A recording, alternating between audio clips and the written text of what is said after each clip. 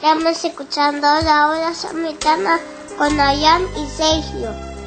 Hola, muy buenos días nuevamente Sergio, buenos días queridos oyentes, buenos días Pedro, Fernando, a toda la gente que está del otro lado. Yo soy Adrián, estamos acá con Sergio haciendo nuevamente la hora samaritana.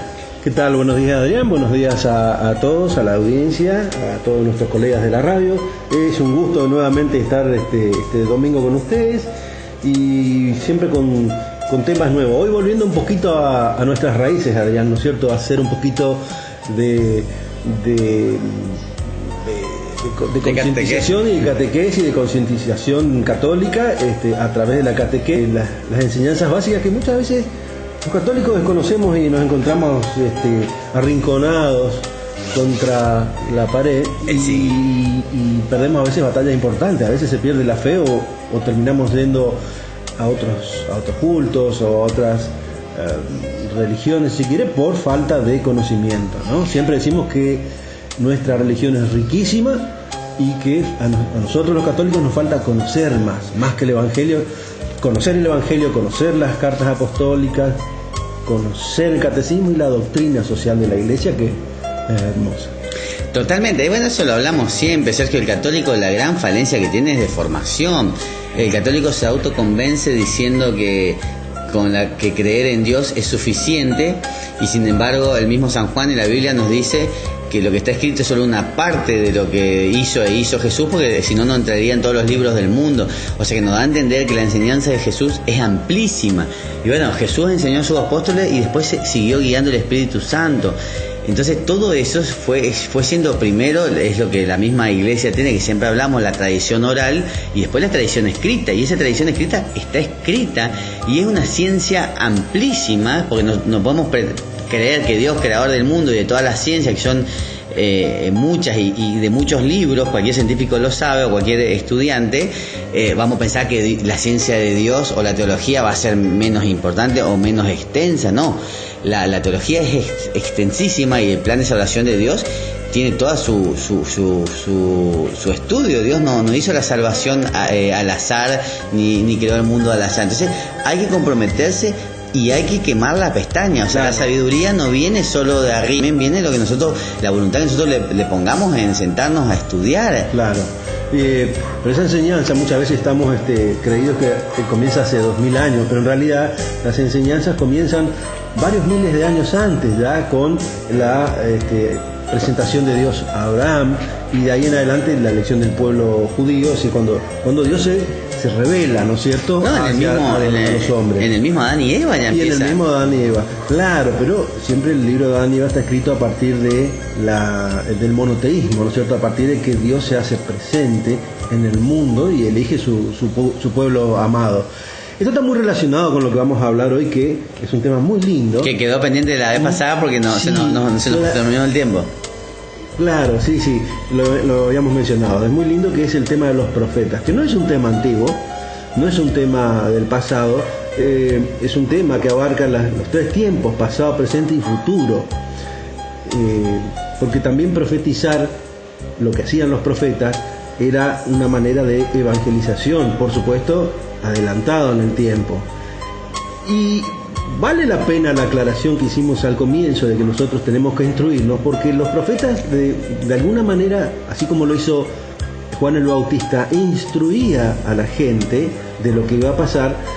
Y muchas veces estamos con los ojos cerrados, con el corazón cerrado, y no queremos escuchar ni lo que está escrito en nuestra propia Biblia, ni lo que está escrito en el Antiguo Testamento, que aún hoy se sigue interpretando o reinterpretando el Antiguo y el Nuevo Testamento. Así que la ciencia de Dios, como decía hoy, es inacabable y demasiado misteriosa, tiene demasiados misterios como para que podamos comprenderla, y siempre nos estamos decía actualizando. Por eso el católico se tiene que familiarizar con las lecturas de la Biblia principalmente, y después de los libros que forman parte de nuestra tradición y de nuestra doctrina, el Catecismo, el Concilio Vaticano y los libros de los primeros padres de la Iglesia, los doctores de la Iglesia y de los santos. Son libros riquísimos. Decía, por ejemplo, San Francisco de Sales, no logras entender las cosas del mundo de aquí abajo y quieres conocer las cosas de allá arriba. No, todos sabemos que nuestro cerebro es magnífico, pero es limitado. Claro. Que también nunca lo hablamos, pero también sería bueno, las experiencias cercanas a la muerte, algún programa tendríamos que hacer, son experiencias científicamente comprobadas, donde gente que estuvo ligada a la muerte o clínicamente muerta tuvo el desprendimiento de su cuerpo y tuvo vivencias místicas, muchos sí, muchos no. Dentro de lo que tuvieron las vivencias místicas, muchos relacionados con Dios, con la Virgen y con religión, que se comprobó científicamente porque gente que vivía en Japón y que no conocía gente que vivía en Estados Unidos tuvieron experiencias similares sin conocerse y de culturas diferentes.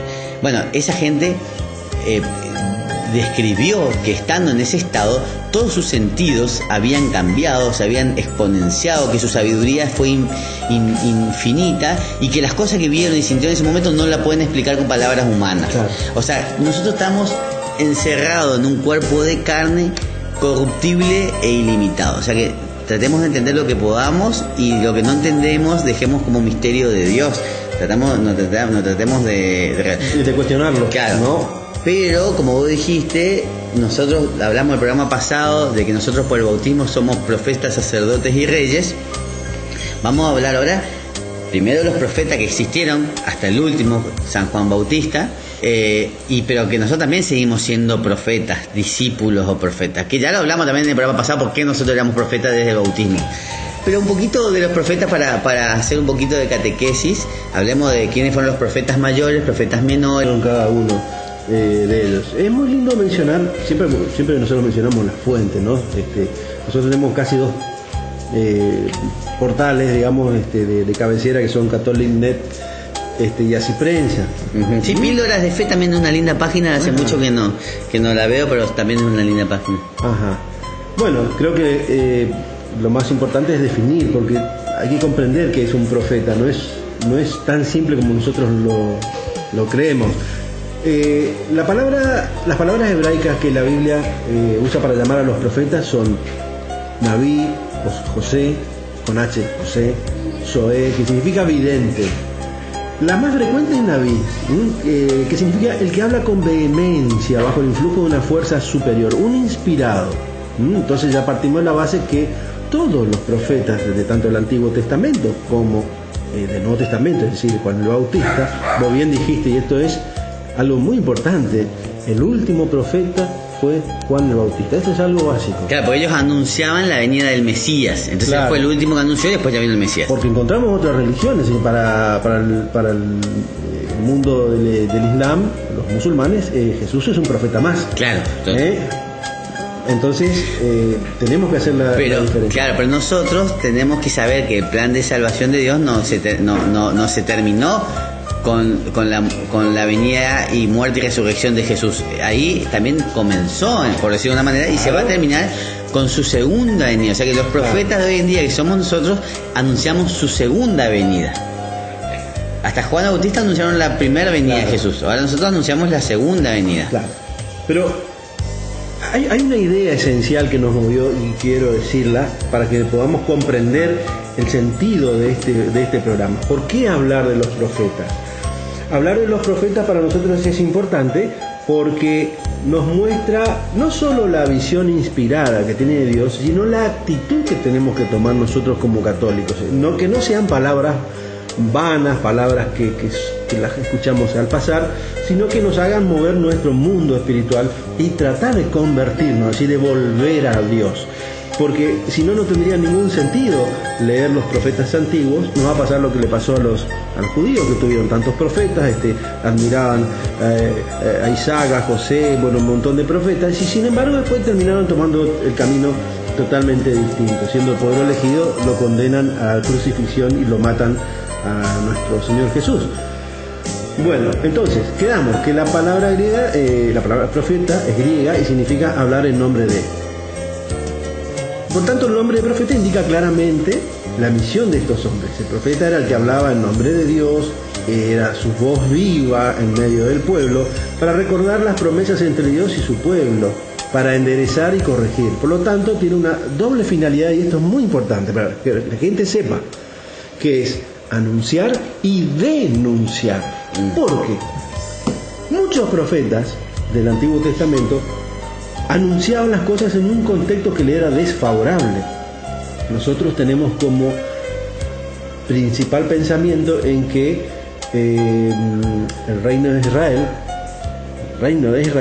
y el reino de Judá eran reinos que eran muy, la verdad, eso está en la Biblia, basta con leer el libro de la sabiduría, por ejemplo, o leer el mismo San Pablo, la verdad que Israel se estaba corrompiendo como cualquier pueblo. Era un pueblo temido por sus vecinos, y era un pueblo que ya había perdido la fe intensa en Dios.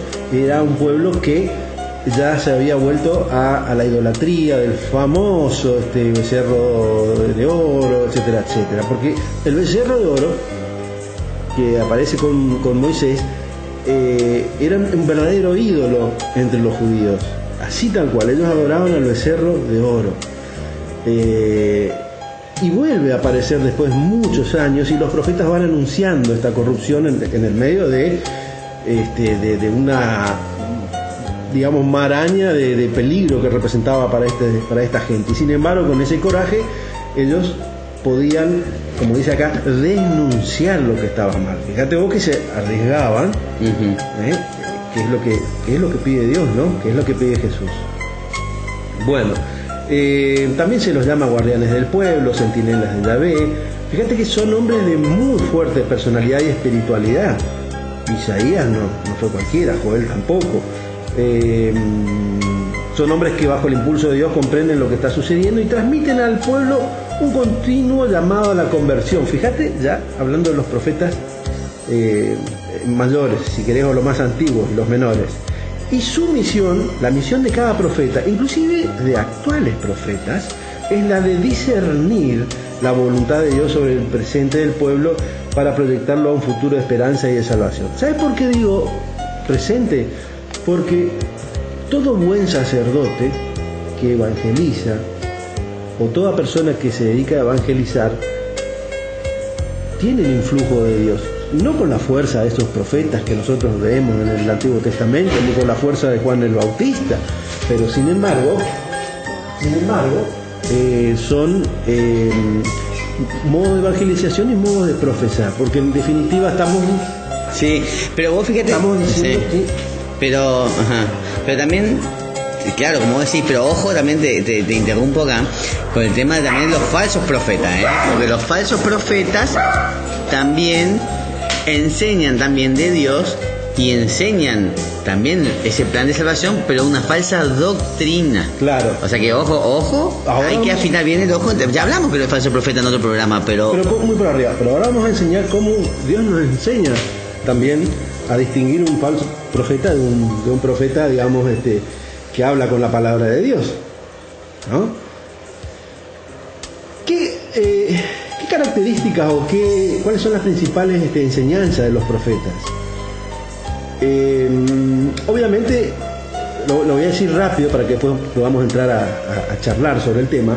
Las enseñanzas principales son recordarles la alianza de Dios, reprocharles la infidelidad y las consecuencias de esa infidelidad si no se convierten, hablar del juicio y la condena, la restauración como esperanza, la proyección de las promesas proféticas más allá del tiempo. Y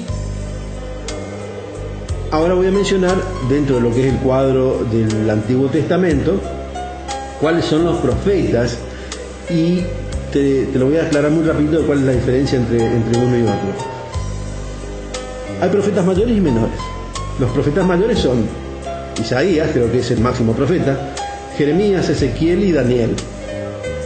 Y tenemos 13 menores: Oseas, Joel, Amós, Abdías, Jonás, Miqueas, Nahum, Habacuc, Sofonías, Ageo, Zacarías, Malaquías y Baruc.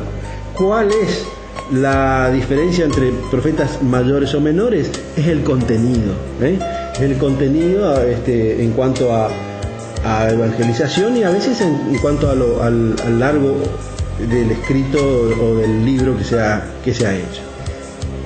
Hay una característica común en todos estos profetas, es que todos han hablado mayormente en contra de sus gobiernos y su alejamiento de la religión monoteísta, de la religión en Dios. Y en ese contexto muchos fueron muertos o asesinados, y otros, bueno, han sufrido el destierro, etcétera. Sí, etcétera, perseguidos, ¿no? y siempre perseguidos. Sí, sí, y bueno, algunos fueron llevados por Dios, como Elías y Eliseo, antes de que eso suceda al cielo en persona, como en el carro de fuego. Sí. O en el torbellino de viento, creo que fue Eliseo. Bueno, sí, es así. Por eso nosotros también, hoy por hoy, dice el Evangelio de ayer o de hoy, no estoy seguro, sobre que a Jesús decían, ¿no es este el hijo del carpintero? ¿No es acaso Jesús de Nazaret? Y él dijo que creo que nadie es profeta en su propia tierra. O sea que si uno empieza a actuar como profeta, tiene que estar casi seguro de que le va a suceder contradicciones, de que se va a poner, la gente que está desviada del camino no va a aceptar esos consejos, y algunos se van a poner en contra. Ojalá que sean los menos, pero vamos a empezar a tener esos problemas. Entonces ahí no hay que desanimarse, porque ya lo dijo Jesús. Y bueno, vamos a un temita musical porque se nos fue largo este primer bloque, y después seguimos, Sergio.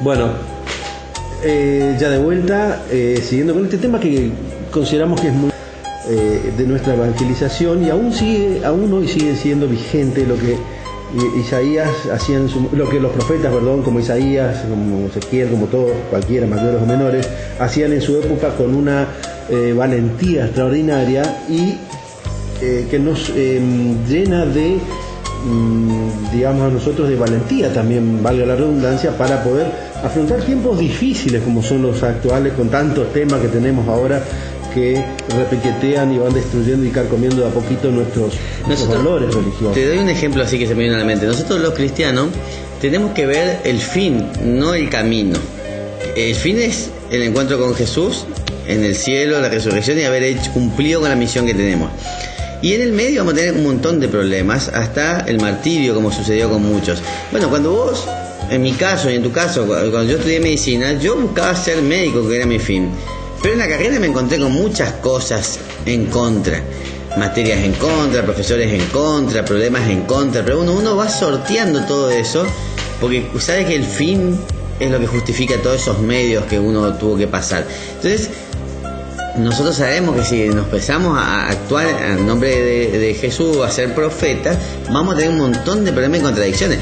Y también es difícil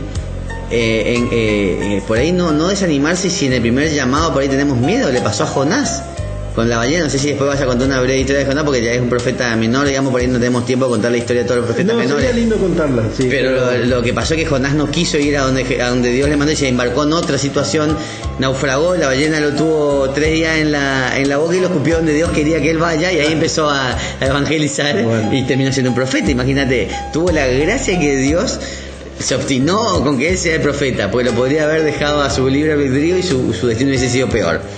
Entonces tenemos que tratar de saber que los planes de Dios siempre son buenos con nosotros. Claro, ese es un hecho muy lindo, más que alegórico, determinante de la voluntad de Dios, lo que le hizo a Jonás, que hoy se lo ve lamentablemente como un hecho increíble, pero basta leer lo que puede hacer Jesús en el Nuevo Testamento como para darle el hecho de que camine en las aguas, por ejemplo, sobre las aguas, como para darle veracidad a lo que estás hablando de Jonás. Bueno, así muy cortito de los profetas mayores, vamos a dar una semblanza y a ver qué de paridad podemos encontrar con nuestra época. Isaías vivió en el siglo XVIII a.C., unos años antes del destierro. Es el profeta mesiánico, que anuncia la palabra de la venida del Mesías, cuya palabra golpea y consuela. Se refiere a la palabra de Jesús. Golpea y consuela. Le tocó vivir la tiranía de Asiria, que conquistó primero el norte de Palestina y luego Jerusalén. Es un profeta de ciudad y participaba activamente en los asuntos de la clase dirigente. Fíjense cómo es un profeta muy comprometido en la clase dirigente religiosa, se entiende. Era muy respetado y muy escuchado.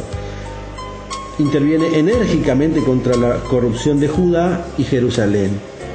El libro del profeta Isaías ha sido escrito por varios profetas, discípulos también de Isaías, lo fue completando.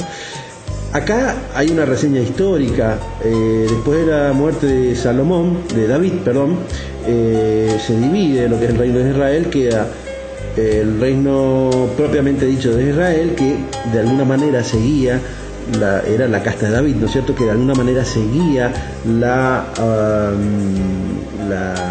religión monoteísta, siguiendo a Dios, con bastante más fe que sus vecinos del reino de Judá, de abajo, que estaban perdidos ya.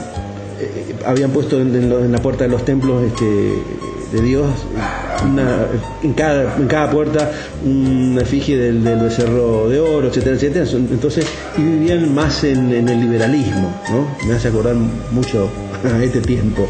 Sí. Y bueno, ese es Isaías, creo que es el gran profeta.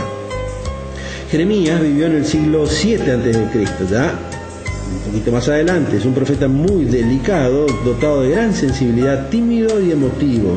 Todo esto que estoy leyendo, repito, estoy sacando de Catholic.net. En él pugnan la necesidad de paz y ternura con la dureza del mensaje que tiene que anunciar, porque vivió momentos terribles para su pueblo, el periodo de la humillación y del exilio. Dos yugos unían al pueblo, Asiria y Egipto. Uncían, que quiere decir que azotaban al pueblo. Asiria por un lado, los asirios, que terminan conquistando el reino de Israel y terminan conquistando el reino de Judá, y Egipto por el lado del este. Entonces, ¿cómo sacudirse de ese yugo?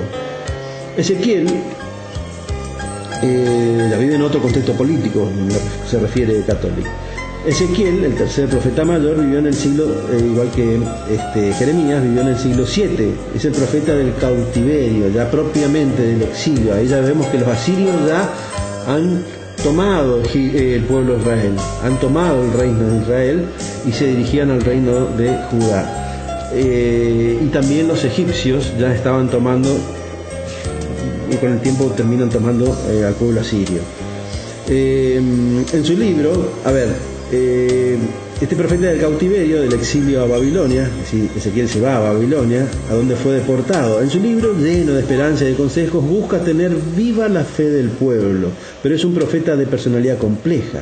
Jerusalén estaba abajo, acordémonos, estaba en el reino de Judá, estaba en poder de Babilonia, y de ahí que fue llamado por Dios para que llegara a ser bandera y centinela para la casa rebelde de Israel. La casa rebelde de Israel es la casa siempre de David, de Isaac, de la tribu de Isaac, del hijo de Abraham, del nieto de Abraham, hijo de Jacob. Isaac, Jacob es hijo de Isaac. Entonces está bien, sí. Porque a partir de Isaac se forman las 12 tribus, el pueblo de Israel. Bueno, su misión, la misión de Ezequiel, se desarrolla totalmente en el exilio entre los desterrados. Es propenso al abatimiento. Fíjense acá una cualidad negativa en un profeta, porque ya no se lo ve exultante como Ezequiel, ni como Jeremías y como Isaac, sino que ya se lo ve como más abatido, ¿no? Ya vive en otro contexto, vive en un contexto de dominio, de yugo de otro imperio, como en ese momento los asirios y posteriormente los egipcios, ¿no? Su misión se desarrolla, dijimos, entre los desterrados. Es propenso al abatimiento, a visiones raras para nosotros. Pertenece a la casta sacerdotal o levita. Es impulsor del culto, los ritos y el anhelo de santidad. Y por último, Daniel vivió en el siglo VIII, pero el libro se escribió alrededor del siglo II a.C., o sea, después del exilio. Es de carácter totalmente distinto a los anteriores. La primera parte de su obra consta de narraciones en el periodo de Babilonia. La segunda trata de visiones en las que se presentan las grandes fuerzas impulsoras de la historia. Bueno, ¿cuál es la idea, Adrián, de leer los profetas? Los profetas anunciaban un colapso en ese momento. Un colapso que, si nosotros hoy lo traemos a la modernidad, lo tenemos presentes. Carecemos a veces de profetas, pero hemos tenido grandes papas que han anunciado y primero han anunciado los grandes problemas y después han tratado de evangelizar de manera tal de que volvamos a reconvertirnos, a volver a Dios, ¿no es cierto? Para nuestra época empezamos con Juan XXIII, Pablo VI, Juan Pablo, primero no hay que dejarlo de lado, Juan Pablo II y Benedicto XVI, y ahora el Papa Francisco. También son grandes profetas, porque también denuncian cuestiones de opresión y denuncian la falta de fe de la iglesia. Sí. Y ahí es donde radica el gran contenido, más allá de que anuncian un acto que va a suceder, porque Isaac relata perfectamente lo que va a pasar con Jesús y con la Virgen. Sí, y Isaías y Daniel son los profetas que más anuncian sobre la pasión, sobre el Mesías. Isaías. Sí, Isaac dije, no, sí. Isaías quise decir. Pero es una visión de carácter a futuro, pero la misión principal que ellos tenían era de que su pueblo volviese a Dios. Y me parece muy acorde a este momento que nosotros estamos tan dispersos y tan fríos que tenemos que volver, pero con toda la fuerza y con todas las enseñanzas. ¿Sabés qué pasa? ¿Cuál es la diferencia? Que antes los profetas denunciaban, como vos decís, e informaban lo que iba a suceder, o sea, la maldición para los pueblos, la muerte del pecador. Y ahora, si algún profeta, como dijiste el Papa, habla en términos duros, que eso es realmente lo que va a pasar, la gente lo critica. No lo escucha, no lo lee. Y dice que duro, Dios es misericordioso, porque habla así, pero está bien, pero Dios es misericordioso, pero es justo, no nos olvidemos de eso. Pero lean los libros del Papa, las encíclicas que está sacando, que son de un contenido extraordinario, y en ese contexto, porque yo no puedo criticar a Isaías si yo no leo Isaías, no puedo criticar a Jeremías si no leo Isaías. Es más, no puedo criticar a ninguno de los dos si no leo el contexto histórico en que estaba Israel. Entonces, empecemos a leerlo. Juan Pablo II fue riquísimo en escritos. Juan XXIII escribió cosas muy lindas, igual que Pablo VI. Y Benedicto XVI, el mayor de todos los tiempos. Benedicto es extraordinario. El mayor de todos los tiempos. Pero ¿por qué la gente no lo tiene en cuenta? Porque él no es carismático. Porque muy pocos profetas fueron carismáticos. Los profetas fueron lo que tenían que hacer y cumplir con su función. Pero, Adrián, eran hasta rechazados en su sociedad, eran odiados, porque viene a cambiarte un estilo de vida que para vos es cómodo. Allá era cómodo vivir en Israel, haciendo lo que se quería, alejándose de las leyes mosaicas. Pero si ahora viene un papa o un sacerdote y te dice, vos estás haciendo mal esto, qué mala onda, tienes que tener más contención con la gente. No se adapta al futuro, estamos viviendo en el siglo XXI, caramba. Bueno, Dios es atemporal. Por eso nosotros, los que nos conocen y escuchan nuestro programa, siempre nos dicen que somos muy ortodoxos. Porque para mí no se negocia con el mal, no se le da la posibilidad ni se me acaba de ocurrir, ni se flexibiliza. Se me acaba de ocurrir. Nosotros creemos en el cielo, en el purgatorio y en el infierno, obviamente. A ver, si no fuésemos ortodoxos, ¿para qué estaría el purgatorio? Si no es para ir a limpiarnos de toda basura y de toda escoria que tenemos. En el fondo, en el purgatorio, entiendo mínimamente que nosotros nos vamos a expiar nuestros pecados, nuestras culpas y arrepentirnos y vamos a volvernos ortodoxos. ¿Qué es ortodoxo? Volverse lo más puro para Dios. Entonces es un camino inevitable. Pero ¿qué pasa? Que la palabra ortodoxia, que la reclaman los profetas, que la reclama Jesús, que la reclamó Dios desde que se presentó a Abraham, es el camino de la bondad y la santidad. ¿Qué tanto nos cuesta a nosotros? Porque es difícil el camino de Dios, pero no es tan difícil, hay que probarlo. Como vos estás diciendo ahora, cuando viene el chico rico y le dice a Jesús, ¿qué tengo que hacer para heredar el reino de los cielos? Tenés que amar a tu prójimo, tenés que hacer esto, tenés que hacer aquello, cumplir los mandamientos. Todo eso lo hago, Señor. Bueno, vendé toda tu riqueza y da al pobre y seguime. Y él se puso triste y se fue. No estaba hablando solo de las riquezas materiales, está hablando de lo que nosotros no queremos hacer. Vos querés ser un buen cristiano, querés heredar el reino de los cielos y querés seguir a Jesús, dejá la pornografía, dejá las actividades que no sirven para nada, dejá la lengua venenosa, dejá el egoísmo, la murmuración, dejá los pensamientos malos, dejá de mirar programas de televisión que no aportan a tu vida, dejá hacer rezar, andar al Santísimo, volver a la iglesia, hace un montón de cosas que el cristiano no quiere hacer. Entonces, ¿qué dice? Se va triste y no lo sigue a Jesús.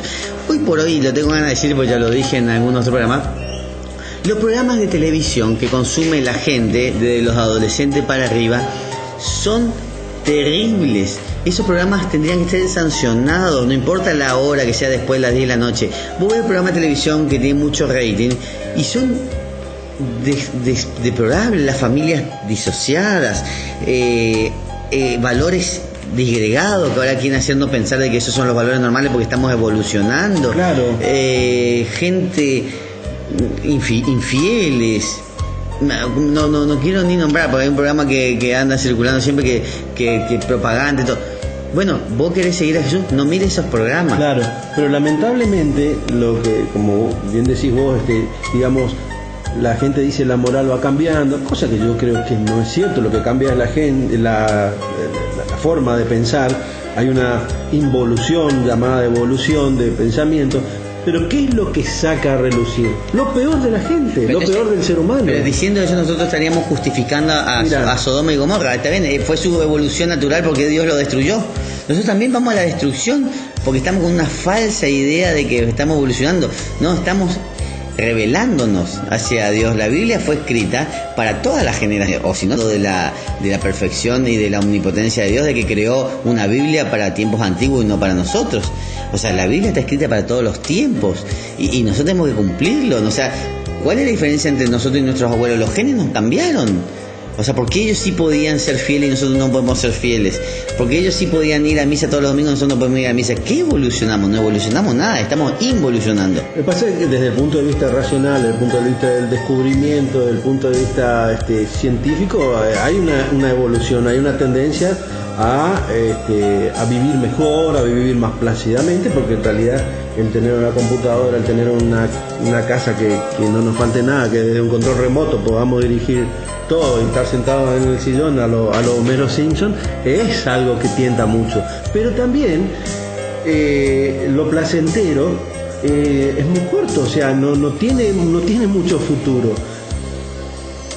Lo placentero no es apreciable a Dios. Dios vino, se sacrificó, fue crucificado con toda la pasión que sufrió y murió por nosotros. Con esos ojos Dios nos ve a nosotros y ve con mejores ojos a aquellas personas que tienen su cruz, que saben llevar, que se sacrifican. A veces son personas muy castigadas, pero son mucho más agradables a los ojos de Dios porque se parecen más a Dios. Entonces, el mundo nos aleja de eso, nos aleja del sacrificio, nos aleja de entregarle algo a Dios. Caramba, Dios nos dio su vida por nosotros y nosotros no hacemos nada para darle o para retribuirle. ¿Qué es lo que hacemos? Miramos televisión, nos sentamos a comer opíparamente. Yo no es que todo tiene su límite, ¿no es cierto? Pero, una pavada. Mi nenita mira dibujitos animados.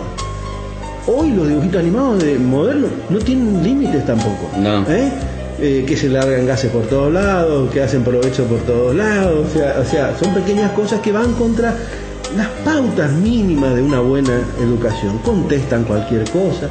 Y lamentablemente uno tiene que andar luchando contra eso. Te pasa a vos porque también tenés tus hijos, a tu señora, a mi señora, que tenés que andar luchando contra un mundo que va torcido. Decía Patricia Talbot, es una vidente ecuatoriana, jovencita, muy, muy interesante. Escúchenla, está en YouTube. Ella vio un tempito a la Virgen María, y ella dice en un análisis que hace: nosotros somos como plantitas que nacemos torcidas, y como padres tenemos la obligación de enderezarnos. Pero es cierto, no es que seamos malos, sino que nacemos y ya nos están cayendo cosas en la mente, o estamos viendo modelos que no son buenos. Bueno, contra todos esos modelos tenemos que enderezarlos. Contra todos esos modelos luchaban los profetas de antes, modelos malos, y contra todos los modelos actuales también luchan los buenos sacerdotes, los papas, y los buenos laicos, ¿sí? Las religiosas, por supuesto. Es difícil, porque el mundo es cada vez más grande y es cada vez más tentador.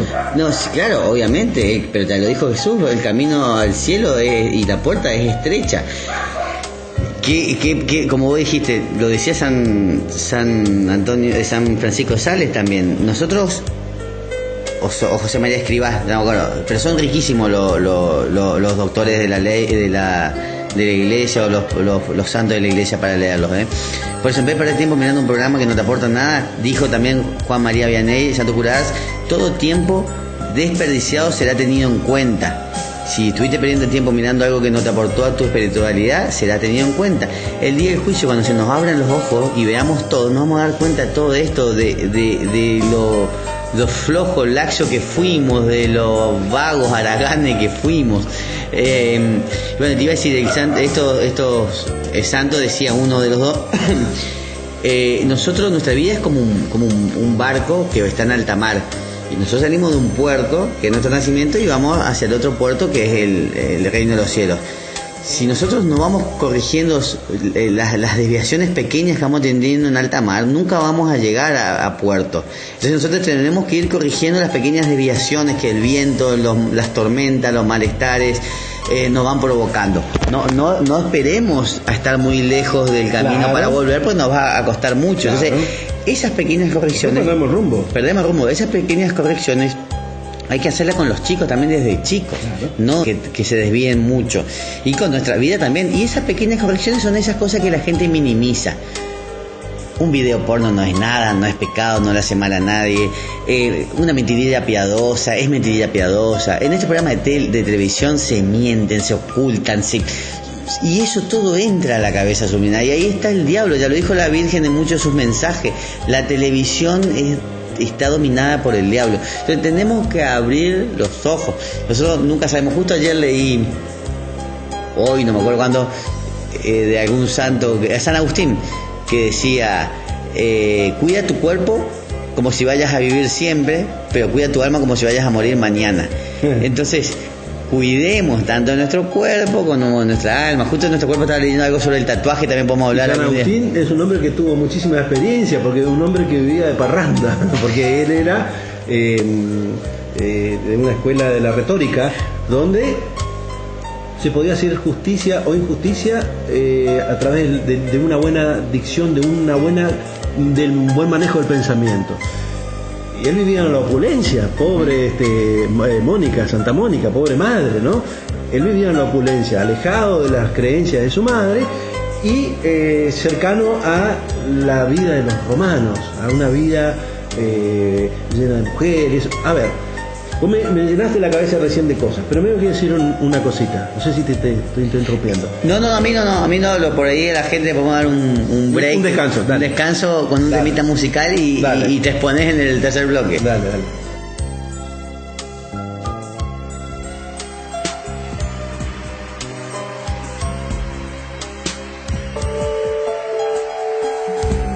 Levanta las manos al cielo conmigo y repite: Señor, levanto mis manos. Aunque no tenga fuerzas, aunque tenga 1000 problemas, confiésalo con tus labios.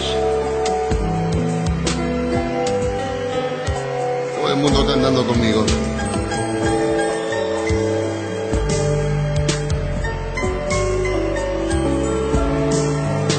Levanto mis manos, aunque no tenga fuerzas. Levanto mis manos,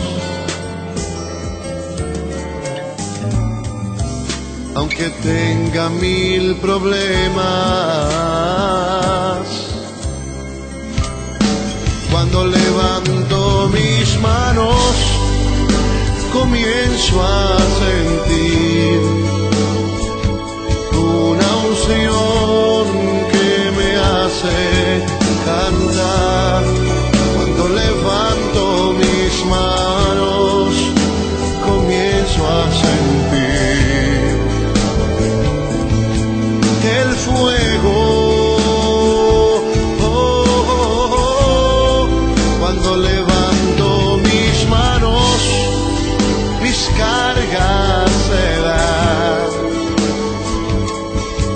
Nuevas fuerzas tú me das. Todo eso es posible, todo eso es posible. Cuando levanto mis manos. A ver los coros. Levanto mis manos. Aunque no tenga fuerzas.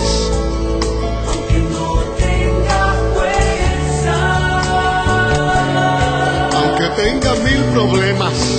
Levanto mis manos. Levanta las altas al cielo conmigo. Algo sucede cuando levantas tus manos. Cuando levanto mis manos, ¿qué comienzas a sentir? La unción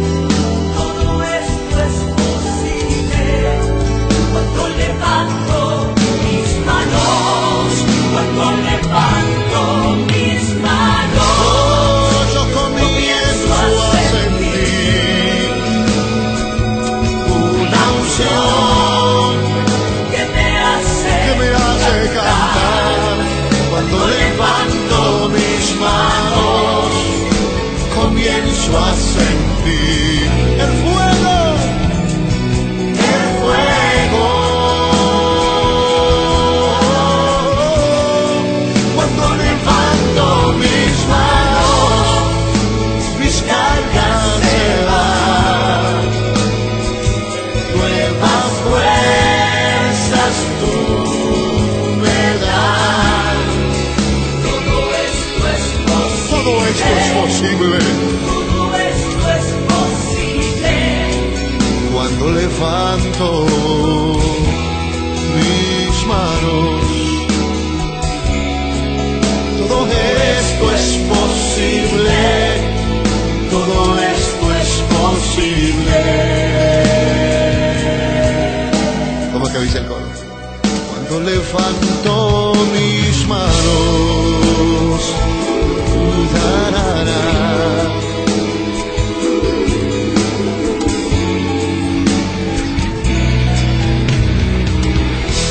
levanta tus manos.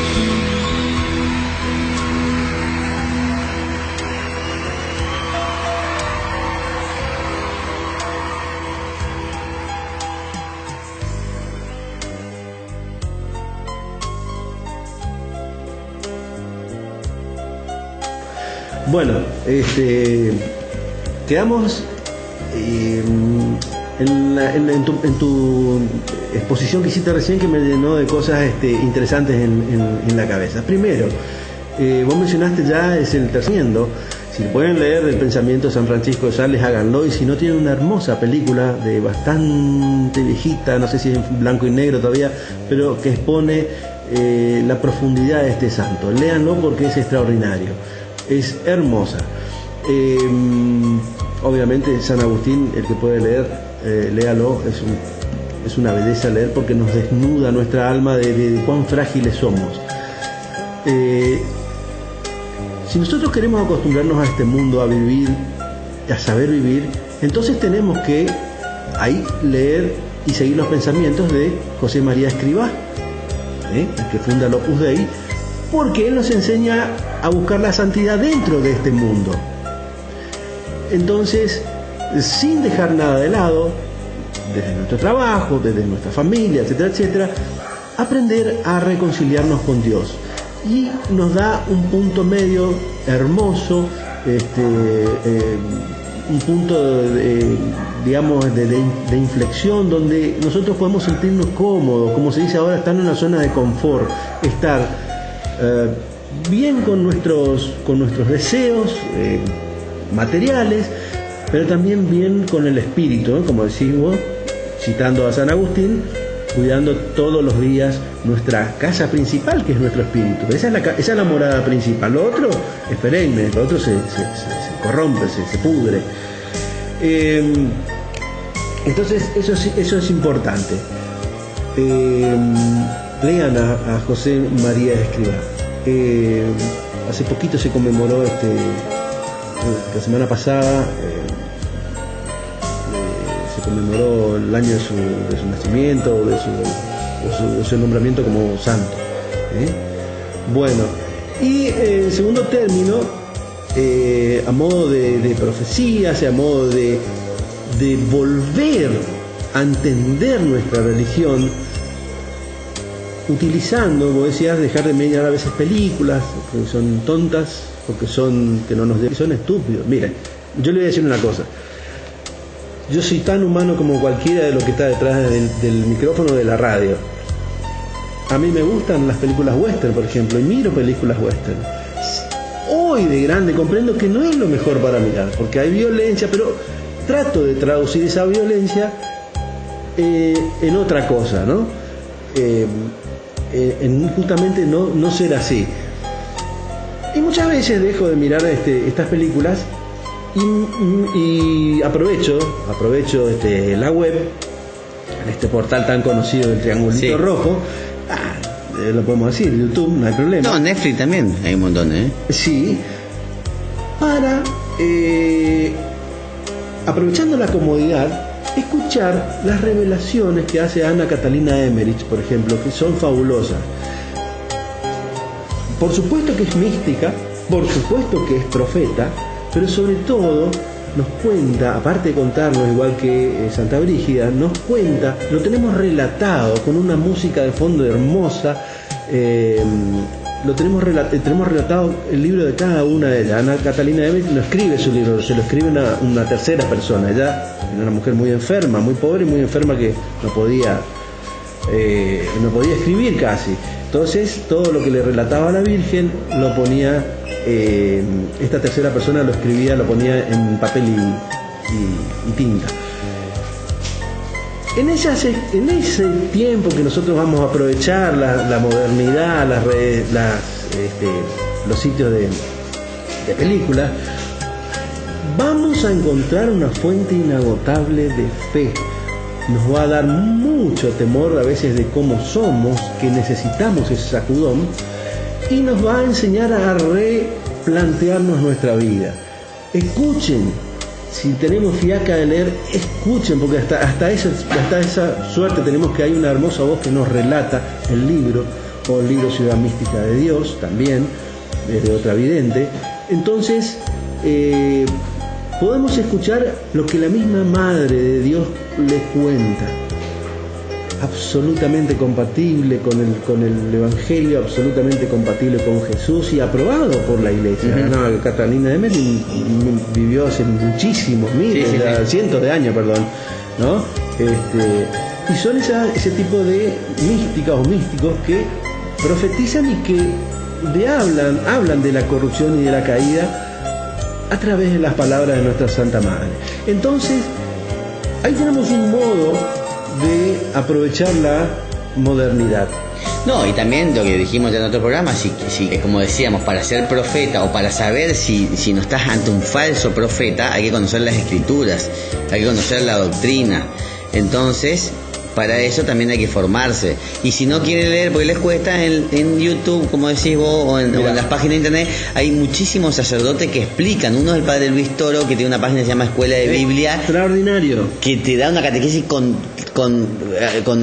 puntos de la Biblia, dicho en tal lado dice esto. Escuchen, y hay un montón, está ahí el otro ecuatoriano, hay un montón de sacerdotes. Sí. Y yo les recomiendo siempre a Jorge Lorin, escúchenlo. O sea, como vos decís, te acostás a la noche, en vez de mirar tele, o mientras tu pareja mira tele y vos querés escuchar, ponete los auriculares en el celular y escuchá. Y yo creo que esto hay que dar el paso inicial, como dice mi suegra, voy a nombrar: en comer y en rascarse solo está en empezar, en conocer a Dios y la sabiduría solo está en empezar. Después solo Dios te va pidiendo más, y vos solito vas a ir dejando esas cosas que antes te gustaban para dedicarle más tiempo a Dios, a la lectura de eso y a las películas. De hecho, hay grandes películas de santos que son buenísimas, extraordinarias. Entonces que te hacen poner la piel de gallina.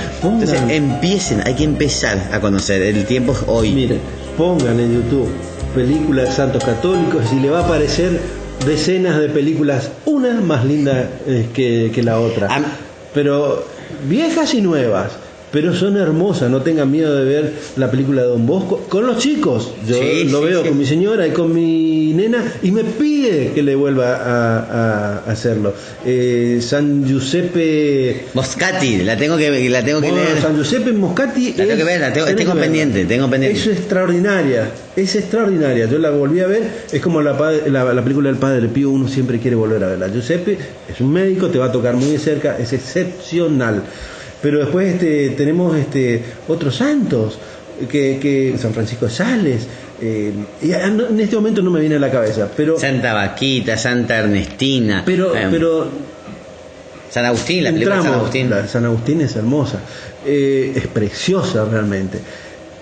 Esos pequeños pasitos son pequeñas introducciones al mundo espiritual que nos van a ir cambiando, porque ellos de alguna manera, y gracias a Dios que hay gente que hace este tipo de películas que también de algún modo profetizan, nos van introduciendo en la fe verdadera. Vos tocaste un punto muy importante, cómo descubrir un falso profeta de un profeta auténtico, y eso lo dice Jesús: por sus obras lo van a descubrir. Otros aclaran, otros ya más modernos aclaran: mira, el profeta que apegado a la ley de Dios, apegado a las obras de Dios, y que lo hace con vehemencia y con fundamento teológico, profetiza o habla de Dios, es un buen profeta. Aquel profeta que se llena la boca hablando de Dios, que lo hace con vehemencia, pero que da falsos conceptos y se llena los bolsillos de dinero, como uno de los ejemplos, evidentemente es un fruto malo y está lleno está lleno. No, sí, por eso. Dicen, Hay profetas que se mueven en 4x4, que tienen templos o capillas para ellos a nombre suyo, pero siempre en nombre de la comunidad. Creo que por el fruto, como dijo Jesús, por el fruto vas a conocer. Pero ojo, porque también por ahí nos puede costar, porque también dice San Mateo, cuídense de los falsos profetas porque van a ser lobos vestidos de cordero. Exactamente. Y eso es difícil, la gente cae engañada. También hay profetas que te van a hablar mal de la misma iglesia de Jesús. Esos son falsos profetas. Sí. Sí, o sea, si te hablan mal del Papa, son falsos profetas. Sí, porque el Papa es el San Pedro elegido por Dios. Inclusive si uno se pone a leer, porque vos ves que hasta el mismo argentino lo critica el Papa Francisco, a mí me da lástima.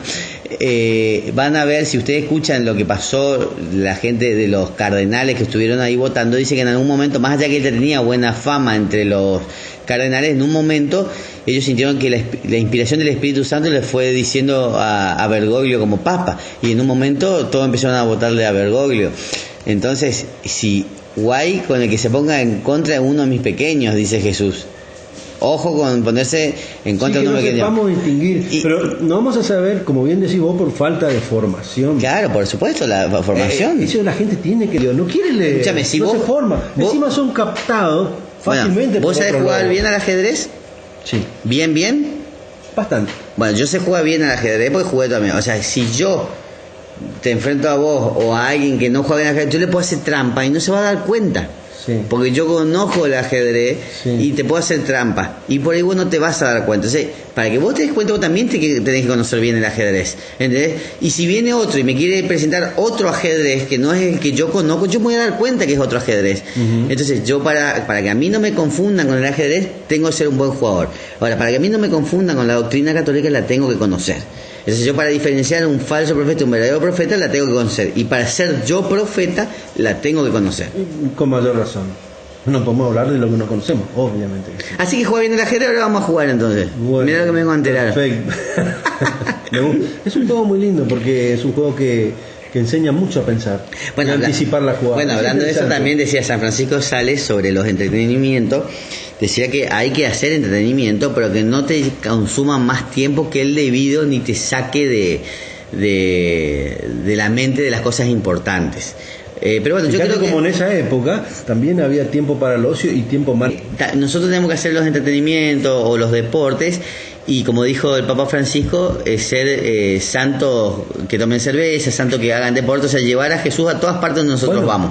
Está perfecto, pero no abusar. No abusar. Y seguir las líneas de Dios.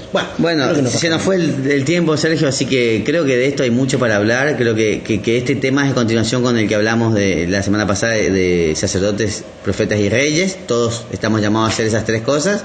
Y para eso tenemos que tener una vida como tal. Los profetas eran austeros, tenían oración, participaban de la comunidad de su momento, así que y seguramente muchas veces nosotros nos cruzaremos con nuestra vida con profetas que nos instan a que volvamos al camino, y tenemos que tratar de abrir los ojos y los oídos para escuchar, porque después Dios nos va a decir: te mandé a fulanito y no me hiciste caso, te mandé a menganito y no me hiciste caso, y eso va a estar toda la vista del día del juicio.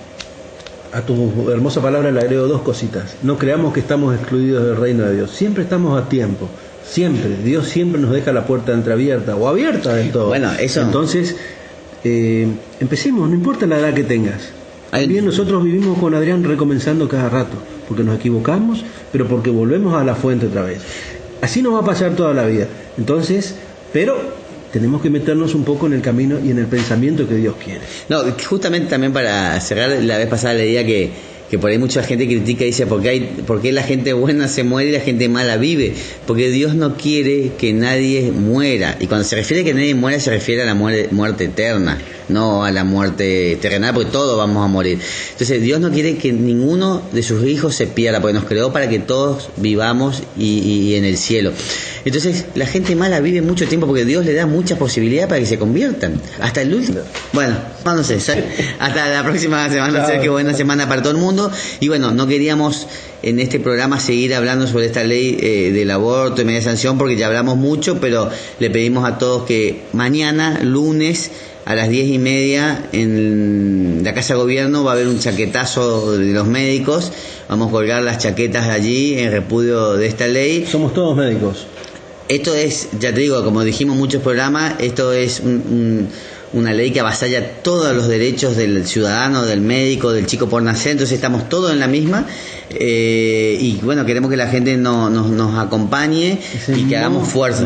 Movilizarnos, es tiempo de movilizarnos, dijo el Papa. Hagan lío, hagamos lío por la vida, porque estamos muy fríos, muy quietos. También, los que estamos pro vida, movámonos. Como también había ahora, siempre digo para terminar, alguien lo leí también en algún momento que decía que el no actuar también vamos a ser juzgados por lo que no hicimos, no solo por lo que hicimos, sino por lo que los tibios, Dios lo va a escupir, Jesús dijo. Bueno, ni te cuento los fríos. Por eso, hasta la semana que viene. Hasta la semana.